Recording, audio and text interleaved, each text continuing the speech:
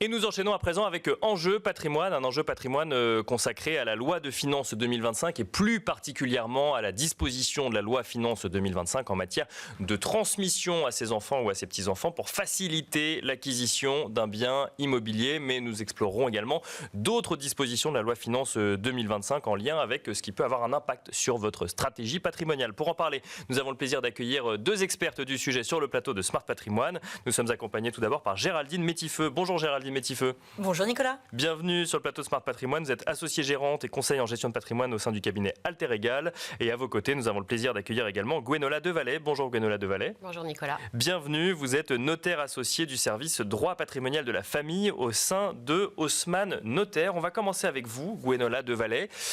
Dans la loi de finances 2025, il y a cette disposition qui permet je le dis grossièrement, puis vous le direz précisément, mais de transmettre à ses enfants ou à ses petits-enfants pour faciliter l'acquisition d'une résidence principale. On est sur une disposition temporaire, mais qui vient de donner un petit peu d'air à ceux qui voudraient rentrer sur le marché immobilier à l'heure actuelle. Effectivement, la loi de finances est venue introduire un nouveau dispositif. C'est une exonération temporaire, comme vous l'avez dit, jusqu'au 31 décembre 2026, qui s'inscrit dans un cadre familial. C'est-à-dire que des grands-parents des personnes vont pouvoir consentir à leurs enfants, petits-enfants ou arrière-petits-enfants, et à défaut d'une telle descendance à leurs neveux et nièces, une donation de sommes d'argent en pleine propriété. Il va falloir respecter des conditions, il va falloir affecter ces sommes à l'acquisition d'un bien neuf, ou en état futur d'achèvement, ou à la réalisation de travaux de rénovation énergétique. Et l'argent devra être utilisé dans un délai de 6 mois du versement. Un autre critère de délai est imposé, il faudra conserver le bien dans un délai de 5 ans à compter de l'achèvement ou de la réception du bien. Et on parle d'une résidence principale. On parle d'une résidence principale, acquise dans le neuf. Donc si je comprends bien, si les fonds doivent être utilisés, Géraldine Métifeux, 6 mois après que la donation ait eu lieu, en gros, il faut avoir trouvé son appartement et ensuite aller solliciter c'est un projet familial. En général, comment ça se passe quand nos clients viennent nous voir, ils sollicitent déjà un peu le cas échéant papa, maman. Et si vous avez la chance d'avoir une tante d'Amérique, c'est canon parce que vous augmentez d'autant tout cela, parce qu'on en parlait gentiment avec Gwenola, mais en réalité, on peut arriver quasiment à 500 000 balles si on cumule les autres donations. C'est ce que j'allais dire, c'est que c'est cumulable. D'accord. C'est 300 000 pour le donataire. Donc sur cette partie-là de donation temporaire spécifique, mais il lui reste les autres possibilités, c'est-à-dire les 2 fois 100 000 par parent, plus les 2 fois 31 865. Voilà. 865, 65 865. 865. On ne pourrait pas concours à 50 balles. Ce serait dommage pour un achat immobilier. Ouais, c'est ça. C'est que ça joue. Du coup, ça paye ce qu'on appelle les frais de notaire, mais qui ne sont pas les frais de notaire, j'ai bien compris. Mais les droits de mutation. On peut vite arriver quand même à plus d'1 million, voire 600 000. Si vous avez 400 000 balles de prêt, gardez le bien 5 ans. Qui est une des conditions que vous rappeliez, c'est pas hyper compliqué parce que ça peut être un bien familial et on peut enfin acheter à Paris avec les donations, bravo. Et ce qu'on n'a pas précisé, c'est que c'est une somme de 100 000 € par donateur à chaque donataire. Et dans ce dispositif, le donataire ne peut pas excéder la réception de 300 000 € qu'il affectera à cette acquisition. D'accord. Donc si on a 3... Je le dis, moi. Si, on vient de le dire. C'est pas grave. Non, mais ça veut dire concrètement qu'on peut donner 100 000 € à chaque enfant si on a 3 enfants, sinon, ou petits-enfants, mais sinon, on est obligé effectivement de réduire la part qu'on peut donner puisque ça ne peut pas excéder 300 000 €. Exactement. D'accord, très clair. Non, c'est pas, pardon, mais c'est 300 000 €, oui, par donataire. Oui. Donc en fait, c'est pas par oui, par donateur, pour ceux qui donnent, effectivement. C'est 300 000 max. Donc effectivement, si tu as des neveux, il faut pas que tu aies plus de 3 neveux et nièces. Quoi. Ouais. Ma question, c'est d'ailleurs plus pour vous, Gwenola Devalet. Pourquoi ça vient faciliter l'acquisition immobilière? Vous le voyez là depuis quelques mois. Il y a des projets qui étaient bloqués, qui se débloquent. On ne le voit pas encore, mais je pense que ça va s'inscrire puisque du coup c'est quand même très récent. Mais c'est vrai qu'on a des donations de sommes d'argent. On voit là un petit peu plus ça se développe et en fait souvent ça se cale avec des projets qui étaient initiés avant, mais je pense que ça va venir puisque on va les affecter, il va falloir les encadrer dans ce nouveau dispositif. Géraldine Métifeux, vous disiez on peut enfin acheter à Paris avec ce type de... C'est une donation qui est un peu plus utile que celle qui nous limitait, si on ne veut pas payer de droits. Ouais, bien sûr. De 100 000, ça élargit un peu le spectre des donataires. Donc à cet égard, c'est quand même, effectivement, à mon sens, beaucoup plus avantageux et c'est assez pertinent. Et quand on dit temporaire, ça fait quand même quasi 18 mois, donc ça reste correct. Après, nous, ça ne frémit pas encore de notre côté, mais comme le rappelait Gwenola, rapport au fait qu'on a eu la loi de finances pour la Saint-Valentin plutôt que pour Noël, bien sûr, ça nous a un peu décalé les ambitions de chacun. Mais si on couple ça avec des taux qui sont plus abordables pour les emprunteurs, ça peut potentiellement, effectivement, dégripper un peu le marché immobilier qui, depuis 22-23, était un peu plus, comment dirais-je, moins dynamique.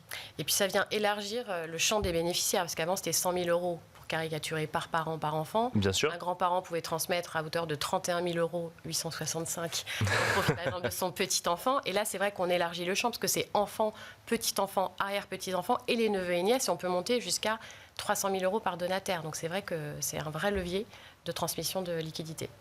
Si on va au-delà de cette disposition de la loi de finances 2025, Gwenola Devalet, qu'est-ce qui vous a marqué, vous, dans cette loi finances 2025 en matière de gestion de patrimoine ou en matière de stratégie patrimoniale ? Stratégie patrimoniale, eh bien, je dirais que c'est pas vraiment de la stratégie, mais le prêt à taux zéro, ça c'est un élément important pour les primo-accédants. Et ça vient compléter ce qu'on vient de dire, si jamais les enfants sont primo-accédants. Exactement, et un dispositif qui est porté aussi jusqu'au 31 décembre 2027. Le champ est élargi, puisqu'avant on était conditionné par rapport à des zones territoriales appelées tendues ou non tendues en fonction de l'offre et de la demande.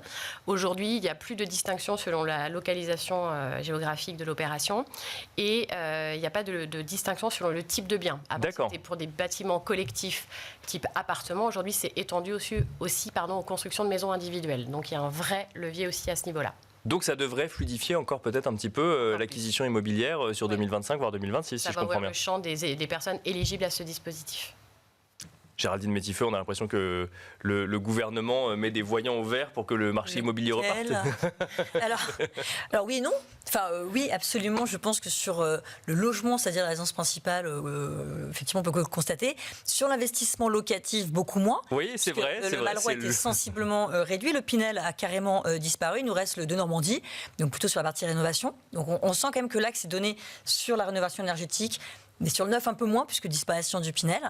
Ça, c'est un premier point. Et puis, pour ceux qui ont eu le bon goût de louer en meublé, je pense, et qui avaient eu aussi une intelligence considérable d'amortir le bien pour ne pas payer d'impôt sur leurs revenus locatifs. Bien sûr. Il risque d'avoir quelques surprises, parce que désormais, bien ceux qui auront loué en meublé et qui auront amorti même un bout avant de mettre en vente leurs biens, devront réintégrer les amortissements. Ça veut dire quoi, réintégrer les amortissements ? Pour la faire courte, ce que vous avez déduit de vos revenus, finalement, ça va venir en déduction de schématiquement, vous allez peut-être me reprendre, mais schématiquement du prix d'acquisition. Or, la plus-value, c'est prix de cession, moins prix d'acquisition et un certain nombre de frais. Donc, plus le prix d'acquisition est faible, plus la plus-value de cession sera importante. Ça veut dire qu'on vient baisser la valeur d'acquisition en réintégrant les amortissements. Exactement. Et donc ça veut dire qu'on considère que vous l'avez acheté moins cher. Donc quand vous le revendez, la plus-value est plus importante. Ou alors vous attendez 30 ans. Ou alors, oui c'est ça, sinon il y a une durée de temps. Voilà, on a toujours l'abattement pour durée de détention de 22 ans pour la plus-value et de 30 ans pour les prélèvements sociaux, parce que ça aussi c'était assez intelligemment fait. Et là on parle pour les particuliers du fameux LMNP. Et oui. Loueur meublé non professionnel, effectivement, où on pouvait réintégrer les amortissements dans le calcul de la plus-value, et ce qu'on ne peut plus faire aujourd'hui. Non, aujourd'hui on les réintègre. C'est-à-dire qu'en fait, avant, on s'en fichait un peu d'avoir amorti. En fait, vous prenez vos prix, vos travaux, vos machins, etc. Et puis vous aviez les mêmes déductions que n'importe quel kidam qui vendait son bien. Désormais, on considère que comme vous avez déjà bénéficié d'un avantage fiscal, entre guillemets, on vous le retire au moment de la vente. Ce qui est plus logique, malgré tout. Ce qui n'est pas chouette, mais plus logique. Gwenola Devalet, c'est vrai qu'on a l'impression que dans cette loi de finances, on a plein de petites mesures, mais pas de grosses transformations. Est-ce que ça amène, sur les sujets immobiliers, des questionnements de la part des gens qui poussent la porte donc de Haussmann Notaire ? Alors j'imagine, généralement quand on vient voir un notaire, c'est qu'on a un projet assez abouti, mais quand même, est-ce que vous voyez un petit peu une évolution dans les interactions que vous pouvez avoir avec les gens qui viennent vous voir ? Oui, on a été beaucoup interrogés sur l'exonération temporaire des droits de mutation à titre gratuit au cours des dernières semaines. Là. D'accord. Donc je pense que ça c'est un autre sujet encore. Alors, on peut définir effectivement l'exonération. Donc redites-moi exactement le terme exact. Ah oui, alors ça c'est l'exonération des droits, les 300 000 € là, par donataire. Ça c'est quand même un sujet assez récurrent. Les gens nous ont interrogés sur ça pour la partie transmission. Après pour les acquisitions immobilières, il y a eu beaucoup de questions aussi sur les droits de mutation. D'accord. Ce qu'on appelle les frais de notaire. À tort appelés les frais de notaire, qui comportent une partie, ce qu'on appelle les droits de mutation à titre onéreux, et qui comprennent dans cette partie-là la taxe de publicité foncière. La loi de finances a permis au département de venir moduler cette taxe et notamment de l'augmenter. Bien sûr. Et ça a appelé beaucoup de questions. Par exemple, une jeune personne qui achète un appartement qui vaut 300 000 €, ça va faire 1 500 € de frais supplémentaires. Donc c'est progressif. C'était possible, pas obligatoire, mais beaucoup se sont saisis de la possibilité. Voilà, Paris par exemple, c'est saisi de la possibilité, à compter du 1er avril, il y aura une augmentation des taxes. Donc là, on était aussi beaucoup interrogés sur ce sujet-là. D'accord. Voilà. Et par contre, dans cette vague un petit peu on fait attention aux primo-accédants, eux ne peuvent pas subir cette augmentation des frais. D'accord. À mesure où c'est l'acquisition de leur première résidence, leur première propriété, si c'est leur résidence principale, et qu'ils devront conserver pendant 5 ans. Donc on reste effectivement sur les mêmes critères effectivement que effectivement l'exonération des droits de donation. Et là aussi, cette exonération pour les primo-accédants, elle est limitée dans le temps, elle est temporaire ou ça n'a pas été précisé? Elle n'a pas été précisée, mais par contre, c'est pour pour les opérations du 1er avril 2025 au 31 mars 2028. D'accord. Cette modulation, je ne sais pas ce qui deviendra après de cette taxe de publicité foncière. À suivre, effectivement.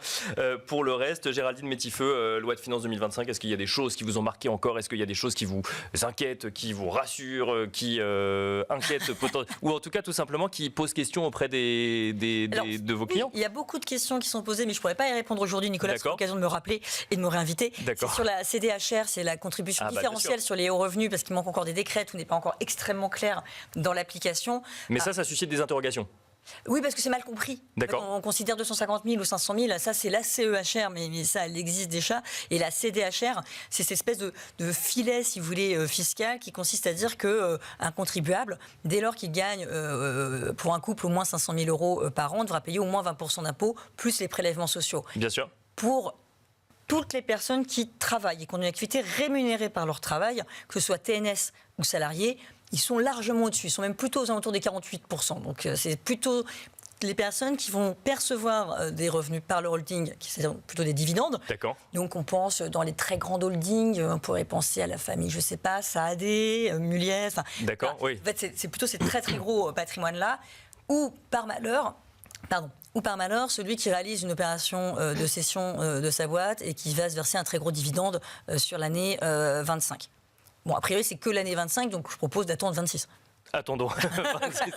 On pourra terminer là-dessus. Merci beaucoup à toutes les deux. Merci Géraldine Métifeux, associée gérante et conseil en gestion de patrimoine au sein du cabinet Alter Egal. Merci également Gwenola Devalet, notaire associée du service droit patrimonial de la famille au sein de Haussmann Notaire. Merci à toutes les deux.